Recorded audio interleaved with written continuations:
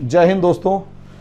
अगर आप अपने जीवन में सबसे बड़े बदलाव देखने के बारे में लाइन लगाएं या गिनना शुरू करें कि अपनी लाइफ में रहते आपने कितने बड़े बड़े बदलाव देखे, तो आपके पास एक लंबी चौड़ी लिस्ट हो सकती है।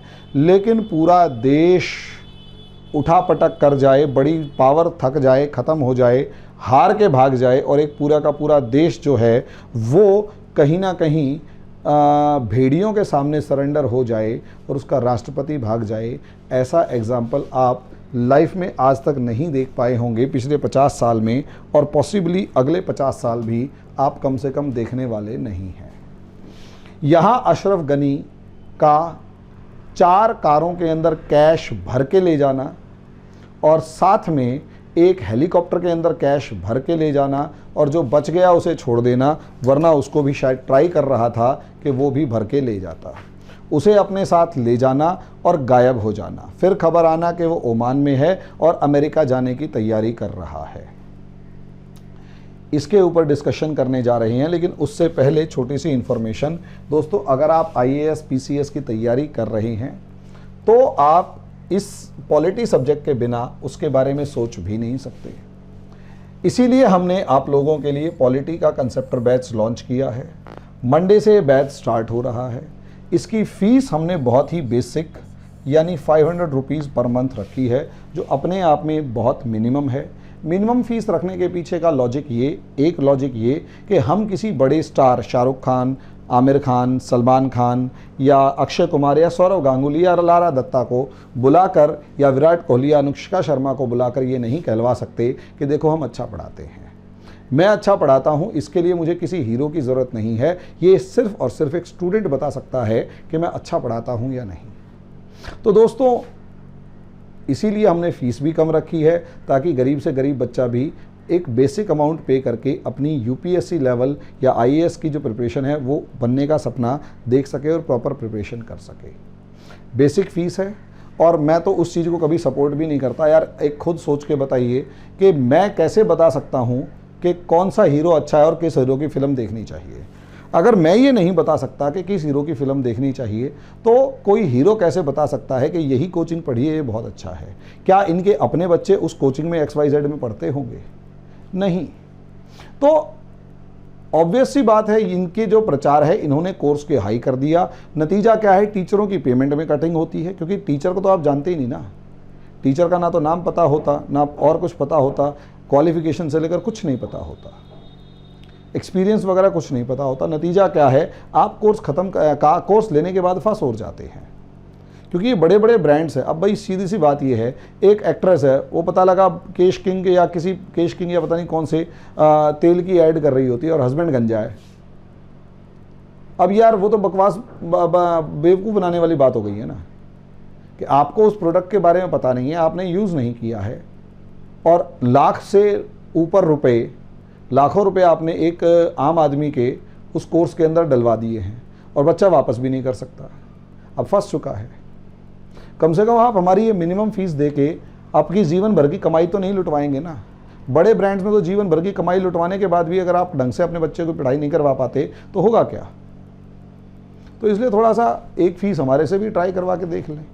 लाख रुपए अगर हमसे संतुष्ट ना हो तो लाखों रुपए की फ़ीस लेने के लिए तो वो अगले महीने भी तैयार बैठा रहेगा। अब आ जाते हैं टॉपिक के ऊपर दोस्तों, और टॉपिक है अफ़गानिस्तान। अफ़गानिस्तान का राष्ट्रपति अशरफ गनी, जो कि मैदान छोड़कर भाग गया। हालांकि 2-3 दिन बाद उसका बयान आया है और वो ये कह रहा है कि मैं ब्लड शेड से बचाने के लिए अफ़गानिस्तान को आ गया हूँ, वरना बड़ी लंबी चौड़ी लड़ाई होती। दोस्तों, ये सब बकवास है। असलियत में किसी लीडरशिप को अगर आप सामने देखना चाहते हैं तो लीडर की सबसे बड़ी क्वालिटी तब नहीं होती जब वो सब कुछ शांत और बढ़िया हो रहा होता है। बढ़िया में तो सब बढ़िया चल ही रहा है। एक लीडर वो है जो अपने देश को मुसीबत के समय मजबूती के साथ खड़ा रहे, अपने देश के साथ मजबूती के साथ खड़ा रहे और मरते दम तक खड़ा रहे, भले ही उसको फांसी क्यों ना चढ़ा दिया जाए या जेल में क्यों ना छोड़ दिया जाए, अपने देश के लिए। ताकि, क्योंकि असलियत में लीडर जो होता है वो खुद में एक मोटिवेशन होता है। लीडर जो है वो खुद में एक मोटिवेशन है। सेना को मोटिवेशन की ज़रूरत पड़ती है, सैनिकों को मोटिवेशन की ज़रूरत पड़ती है। एक लीडर को, एक नेता को खुद मोटिवेशन की जरूरत थोड़ा ना पड़ती है, वो अपने आप में मोटिवेशन है और उसे मोटिवेशन कोई करने वाला नहीं होता, वो खुद इतना मोटिवेटेड होता है कि उसे देख के बाकी मोटिवेटेड रहते हैं। तो अब आप इसे समझिए कि असलियत में, हाँ कई बार ये होता है कि यूपीएससी के स्टूडेंट्स को भी मोटिवेट करने के लिए देखा गया है, बता रहे होते हैं ऐसे करो मोटिवेट हो जाओगे, ऐसे करो मोटिवेट हो जाओगे, मोटिवेशनल गुरु हैं और वो कहीं ना कहीं पढ़ा रहे होते हैं। अरे यार, मोटिवेशनल को आप यूपीएससी की तैयारी कर रहे हो, किसी दिल्ली पुलिस के हवलदार की या सिपाही की तैयारी नहीं कर रहे। एक सिपाही को मोटिवेट करने की ज़रूरत होती है, एक सिपाही को बताने की ज़रूरत होती है कि तुम ये लड़ाई क्यों लड़ रहे हो। एक सेना नायक को कभी नहीं बताना होता कि आप लड़ाई क्यों लड़ रहे हो, वो तो उसके दिल में खुद आग लगी होती है लड़ने की और जीतने की। भाई एक लीडर कभी नहीं मोटिवेट को, लीडर को मोटिवेट थोड़ा ना कर सकते हो, लीडर अपने आप में मोटिवेशन होता है। और आप आईएएस की अगर तैयारी कर रहे हैं तो आईएएस की तैयारी के लिए मोटिवेशन की क्या जरूरत है यार, आप खुद में मोटिवेशन है, आईएएस का नाम ही अपने आप में मोटिवेशन है। और उसके लिए अगर कोई कहे कि नहीं आपको मोटिवेट किया जाएगा तो आप समझ लीजिए आईएएस बनने के लायक नहीं है। अगर कोई आपको मोटिवेट करके ये कह रहा है कि आप मोटिवेट हो गए और आप कह रहे हैं हाँ सर मैं हो गया मोटिवेट, अब पढ़ने का मन कर रहा है, पहले नहीं करता था, तो आप आईएएस बनने के लायक ही नहीं है। खैर इस पे आ जाते हैं कि अशरफ गनी लीडर है। लीडर काहे का लीडर था, जिसके पास, अगर ये लीडर होता तो इसके पास मास बेस होता, इसके पास लीडरशिप क्वालिटी होती, भाषण देने के बाद अपनी सेना को मोटिवेशन देने के लिए खड़ा होकर सामने बता रहा होता कि हम इसलिए इस कॉज के लिए लड़ रहे हैं। यहाँ तक कि ये कहीं पर भी खड़ा होकर ये बता रहा होता कि असलियत में तालिबान आएगा तो हमारे साथ समस्याएं क्या हैं, और मास बेस इसके साथ खड़ा होता। समस्या क्या थी, ये मास लीडर नहीं था।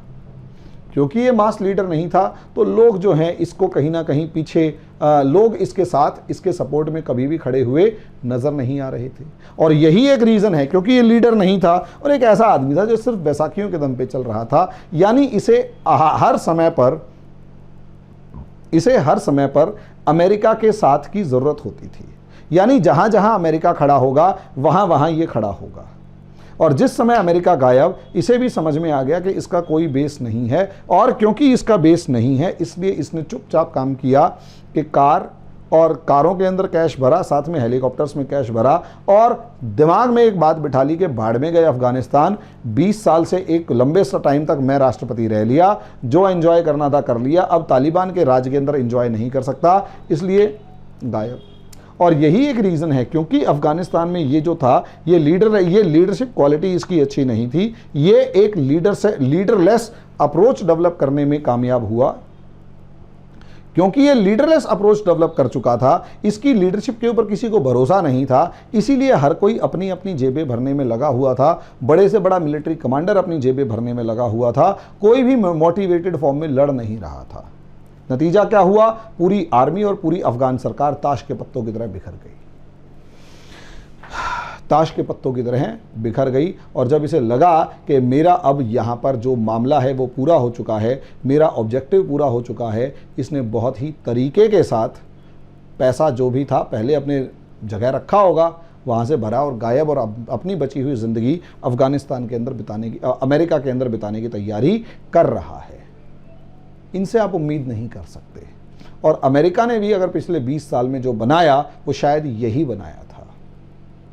और यही कारण है कि अमेरिका जो 20 साल में $3 ट्रिलियन खर्च करने के बाद जो अचीव करने की कोशिश कर रहा था, या जिसके ऊपर जुआ खेल रहा था, वो कच्चा खिलाड़ी निकला और गायब, कच्चा कागज़ का शेर निकला।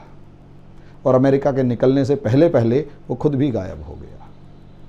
अब आगे आने वाले समय में अफ़गानिस्तान में क्या होता है उसके ऊपर तो डिस्कशन होती रहेगी। तब तक के लिए धन्यवाद।